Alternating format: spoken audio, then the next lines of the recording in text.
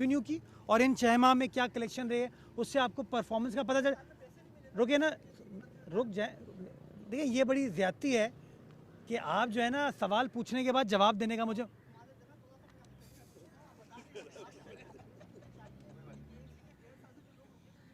अच्छा मैं बताऊं, मैं आउटडोर एडवर्टाइजर्स में से नहीं हूं जो कि लोगों को घुमा दें। आप अब मेरी बात सुने और मैं इसका ज़बरदस्त जवाब दूंगा, चलाइएगा, उनको बता भी दीजिएगा। मैं ब्लैकमेलिंग में बिलीव नहीं करता, नंबर 1। नंबर 2, जो छतों के ऊपर, लोगों की खिड़कियों के ऊपर वेंटिलेशन को ख़त्म करने वाले डेंजरस बोर्ड उन लोगों ने लगाए हैं, वो मेरे खिलाफ साजिशें कर रहे हैं। केएमसी जो इस वक्त एडवर्टीजमेंट का काम कर रही है वो पूरी तौर पर कानून के मुताबिक कर रही है। जो सिंध काबीना ने रूल्स गजेट कराए, रूल्स को अप्रूव किया, उनके मुताबिक कर रही है। और मैं उसके भी नंबर दूंगा कि एक ज़माने में आपको नज़र आता था कि हमारे वो ब्रिजेस टूटे हुए अधूरे नज़र आते थे, आज वो ब्रिजेस कंप्लीट हैं, वो बेहतर नज़र आते हैं और एक भी रुपए का खर्चा केएमसी का नहीं हो रहा। इनफैक्ट केएमसी इतना रेवेन्यू इकट्ठा कर रही है। इस वक्त झगड़ा जो है ना, वो झगड़ा ये है कि वो लोग चाहते हैं कि एक तो गैर कानूनी तरीके से जो बिलबोर्ड का काम है वो उसी तरीके से चले कि लोगों की छतों को ख़त्म कर दें, वो लोगों की बैल्कनियों को ख़त्म कर दें और वहाँ पर बोर्ड लगा दें। मैं समझता हूँ वो गलत है, नंबर 1। कानून इस बात की इजाज़त नहीं है, नंबर 1।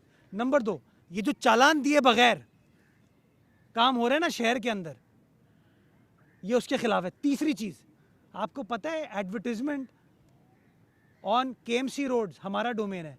जो लोग मेरे खिलाफ प्रेस कॉन्फ्रेंस कर रहे हैं ना, उनसे पूछिए उनमें से कितने लोगों ने केएमसी को टैक्स जमा कराया है पिछले 1.5 साल में। 1 रुपया अभी तक केएमसी को नहीं दिया। तो गैर कानूनी काम तो ये लोग कर रहे हैं। प्रॉब्लम इन लोगों की है कि मैं जो हूँ ना दुम पर पैर रखा हुआ, और मैं कह रहा हूँ कि नहीं, ये जो मज़े थे ना कि पैसे दिए बगैर सरकार को अपनी अयाशियाँ करते रहो, वो चीज़ें मैं नहीं होने दूँगा। बाकी जो वाजिबात हैं केएमसी के मुलाजमीन के, 10.5 अरब रुपए के वाजिबात हैं।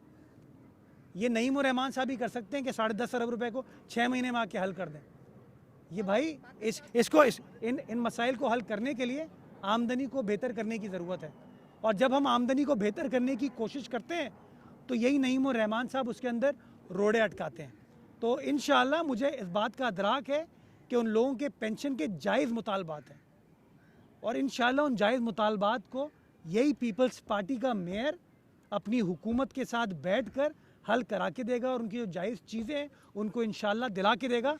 मैं ये हॉकी खेलने वालों में से नहीं हूँ, मैं उन लोगों में से भी नहीं हूँ जिन लोगों ने धड़ाधड़ ये मुलाजमतें बांट के आज 10.5 अरब रुपये की लाइबिलिटी खड़ी की है।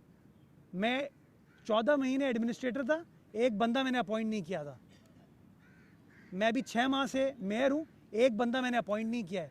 और आप जो अभी ये बात कर रहे हैं ना, मैं आपसे चाहूँगा जाके आप चेक कीजिएगा कि वसीम अख्तर साहब के दौर में कितने बंदे भर्ती इन्होंने की। वो कहते थे ना मेरे पास इख्तियार नहीं है, कागजात फेंकते थे, रोज़ आप लोगों को बुलाते थे।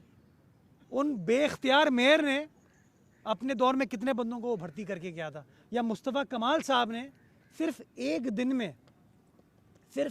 में वाटर बोर्ड में कितने माली, कितने बावर्ची, कितने कुक, कितने ड्राइवर, कितने पट्टे वाले, कितने क्लर्क, कितने जूनियर क्लर्क, कितने जूनियर अकाउंटेंट भर्ती करके गए थे, ये पता चल जाएगा आपको।